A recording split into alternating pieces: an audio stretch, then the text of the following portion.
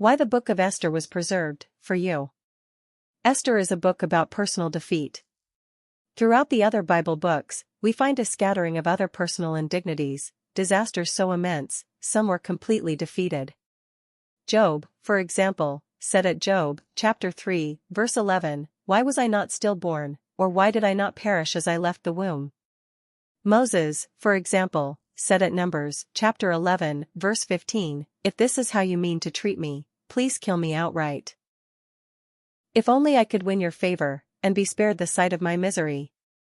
David, for example, was described at 1 Samuel, chapter 30, verses 3 through 4, when David and his men arrived, they found the town burnt down, and their wives, and sons, and daughters, taken captive.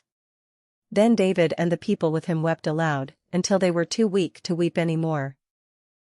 Elijah, for example, said at 1 Kings, chapter 19, verse 4, "He himself went on into the desert, a day's journey, and sitting under a furze bush, wished he were dead. Yahweh, he said, I have had enough. Take my life. I am no better than my ancestors." Jeremiah, for example, said at Jeremiah, chapter 20, verse 14, "A curse on the day when I was born. May the day my mother bore me, be unblessed." Get the picture? And these men were among the toughest in our history. But, unlike the previous men we quoted, our women are the least able to defend themselves, the most vulnerable.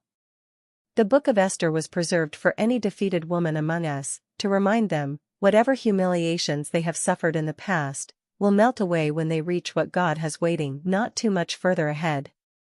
Everything will soon be okay. And the Hebrew Kochan scrolls reassure us at Revelation chapter 21, verses 3 through 4.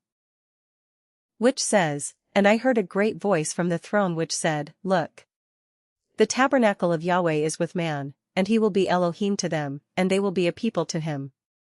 And Yahweh Elohim will wipe off the tears from all faces, and death will no longer rule, neither any suffering, nor outcries, nor afflictions.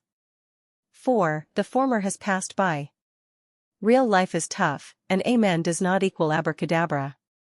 That's why your God preserved a real book, for real women, with real problems.